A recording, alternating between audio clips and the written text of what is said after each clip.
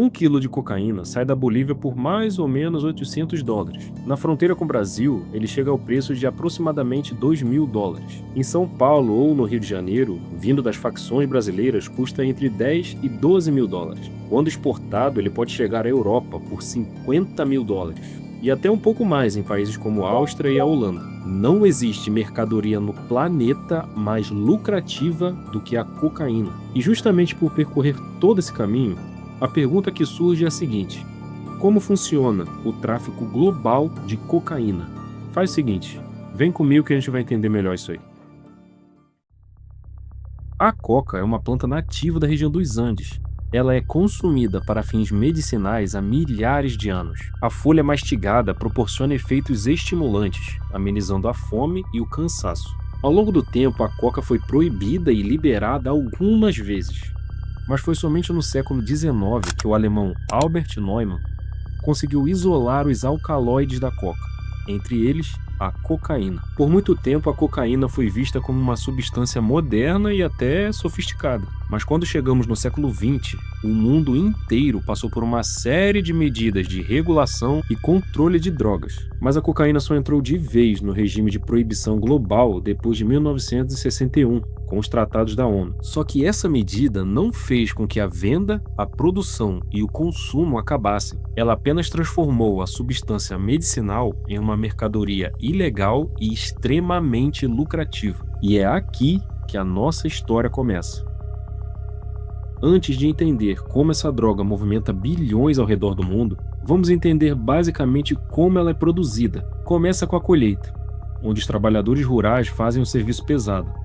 Depois da colheita, as folhas secam. Depois disso, a coca passa por um processo químico para extrair a cocaína. O resultado desse processo é uma substância intermediária, chamada pasta base de cocaína. Essa é a etapa onde se reduz o volume e facilita o transporte. Porque em vez de transportar toneladas de folhas, os traficantes passam a transportar uma forma mais concentrada e menor da substância. Depois disso, a pasta base é refinada em laboratórios clandestinos até virar cloridrato de cocaína, que é a cocaína em pó. Mas como tudo isso é um mercado ilegal, não existe fiscalização sanitária, controle de pureza ou padrão de qualidade. Por isso, a cocaína frequentemente é misturada com outras substâncias para aumentar o volume, alterar o efeito ou só ampliar o lucro. Isso faz com que outras formas de cocaína sejam produzidas e traficadas, como o crack, que nada mais é do que cocaína em pedra. O processo de fabricação da droga é trabalhoso e exige muita cautela. E é nesse ponto que a gente precisa olhar para o mapa. Colômbia, Bolívia e Peru são o coração da produção de cocaína. O clima, as fronteiras confusas e a ausência completa do Estado facilitam e muito a produção e a exportação de cocaína. Mas só que um no meio dos três se destaca. Estamos falando da Colômbia.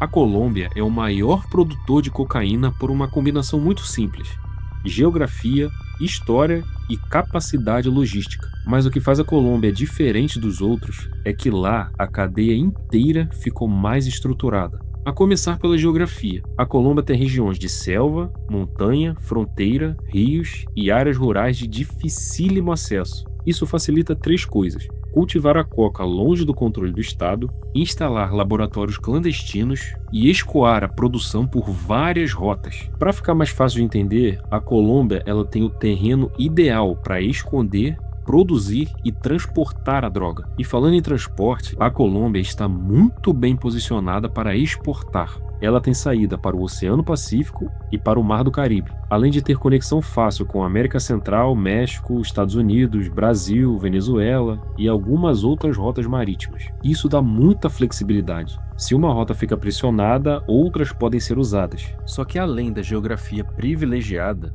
um outro fator favorece muito a hegemonia da Colômbia: a demanda internacional de cocaína. A Colômbia ela produz muito porque existe muito mercado comprador. A Europa é um grande mercado para onde a droga é comprada e consumida, mas ela nem chega perto do maior comprador e maior consumidor histórico de cocaína.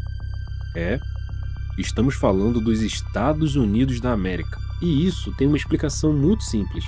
Os Estados Unidos têm muita gente com alto poder de compra. A cocaína é uma droga cara e os Estados Unidos têm os ingredientes perfeitos para um mercado bilionário. Eles têm uma população enorme, grandes cidades, uma vida noturna intensa, um mercado consumidor com alto poder aquisitivo e uma demanda constante por drogas estimulantes. Isso torna o país extremamente atraente para o tráfico, porque vender nos Estados Unidos é muito mais lucrativo do que vender perto da origem produtora da droga. Para você ter uma ideia, nos anos 80 havia uma estimativa de 13 milhões de americanos viciados em cocaína. Por um lado, isso foi excelente para os lucros do narcotráfico. Só que essa demanda gigantesca por cocaína foi justamente o que levou o governo dos Estados Unidos a intensificar sua estratégia de guerra às drogas. A guerra às drogas tentou cortar o fluxo de cocaína na origem, tentou destruir plantações, tentou fechar laboratórios,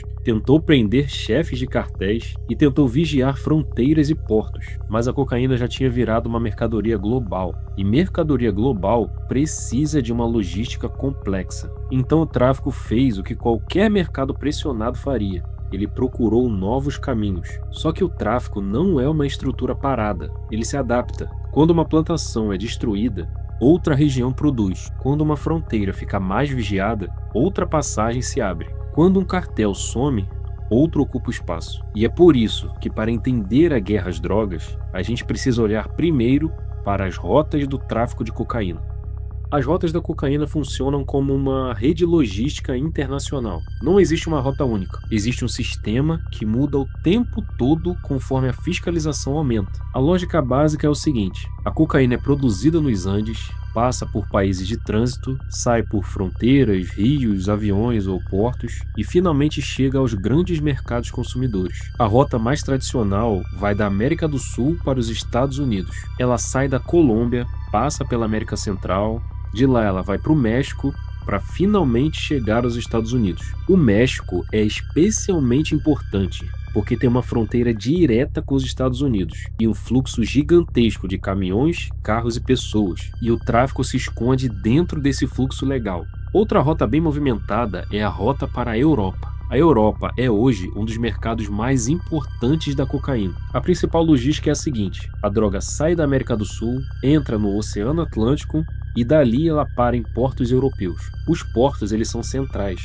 porque a droga muitas vezes viaja escondida e misturada a cargas legais como frutas, alimentos, madeira ou outros bens exportados. Os principais pontos de entrada na Europa costumam envolver portos na Bélgica, na Holanda e na Espanha. Em 2023, a União Europeia apreendeu 419 toneladas de cocaína. Isso foi um recorde pelo 7º ano seguido. Ok, então até aqui vimos como a droga é produzida, onde ela é mais produzida, onde ela é mais consumida e as rotas que ela faz até chegar aos seus maiores consumidores. Tá bom, mas aonde entra o Brasil nisso tudo? O Brasil é fundamental para a exportação da cocaína para o resto do mundo, porque fica perto dos maiores produtores e tem uma rota muito simples para os maiores consumidores, justamente por causa da nossa saída para o Oceano Atlântico. A cocaína ela pode entrar no Brasil pela fronteira amazônica ou pelo centro-oeste, e depois pode seguir por estradas, rios, aviões e até grandes centros e portos. O Brasil é a principal rota de transferência da cocaína fabricada na Bolívia e no Peru, justamente por ter entradas por vias terrestres, fluviais, marítimas e aéreas,